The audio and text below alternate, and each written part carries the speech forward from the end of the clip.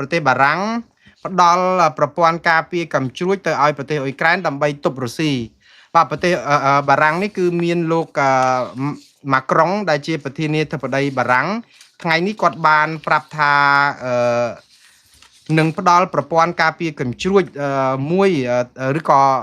ជាប្រព័ន្ធតែម្ដងឲ្យអ៊ុយក្រែនព្រោះអីរុស្ស៊ីដូចជាសម្បើមណាស់ដើម្បីជួយទប់អាកញ្ជ្រួចហ្នឹងហើយការនេះក៏បញ្ជាក់អំពីជំហររបស់សហគមន៍អឺរ៉ុបក្នុងការទប់រុស្ស៊ីដែររុស្ស៊ីកំពុងតែទម្លាក់គ្រាប់ម្សិលមិញនេះគឺធ្លាក់ដល់កន្លែងហាងផ្សារទំនើបមួយស្លាប់មនុស្សរហូតដល់18នាក់ហើយរបួសប្រហែលជា140នាក់ហើយដោយទាំងកុមារជាច្រើនហើយឥឡូវនេះអ៊ុយក្រែនប្រកាសសងសឹកនិងទម្លាក់គ្រាប់កាន់តែច្រើនទៅដល់ប្រទេសរុស្ស៊ីប៉ុន្តែនៅតែមិនអាចទប់កញ្ជ្រួចបានទេ drone អាចទប់បានតែកញ្ជ្រួចអ៊ុយក្រែនអត់មានប្រព័ន្ធរ៉ាដា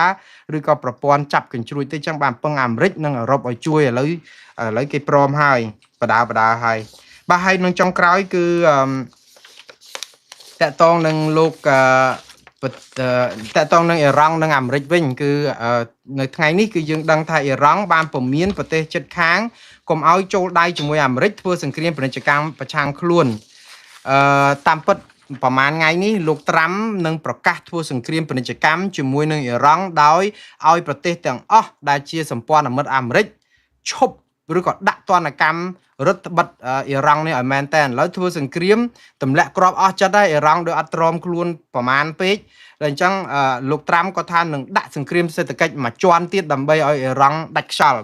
ក៏ប៉ុន្តែនៅពេលដែលលោកត្រាំប្រកាសបែបនេះអ៊ីរ៉ង់ថាប្រទេសណាក៏ដោយដែលជាសម្ព័ន្ធមិត្តអាមេរិកឬក៏ប្រទេសណាដែលចូលដៃជាមួយអាមេរិកធ្វើសង្គ្រាមពាណិជ្ជកម្មប្រឆាំងនឹងអ៊ីរ៉ង់ប្រទេសនោះនឹងក្លាយជាសត្រូវរបស់អ៊ីរ៉ង់នឹងកំទេចប្រទេសនោះទៀតយូខ្លាំងមែនតើបាទឥឡូវចាំមើលតទៅទៀតបងប្អូនព្រោះចិត្តបោះឆ្នោតអាមេរិកផងដូច្នេះរឿងហ្នឹងវាអត់ទាន់ចប់ទេដូចខ្ញុំបានជម្រាបចឹងដរាបណាលោកត្រាំបោះឆ្នោតពាក់កណ្ដាលអាណត្តិនេះមិនទាន់ចប់គឺគាត់នៅតែរឿងអ៊ីរ៉ង់នេះអត់ទាន់ចប់ទេព្រោះចង់ឲ្យប្រជាពលរដ្ឋដឹងថាអាមេរិកគឺនឹងបង្ក្រាបអ៊ីរ៉ង់នឹងឲ្យបានអីចឹងទៅហើយ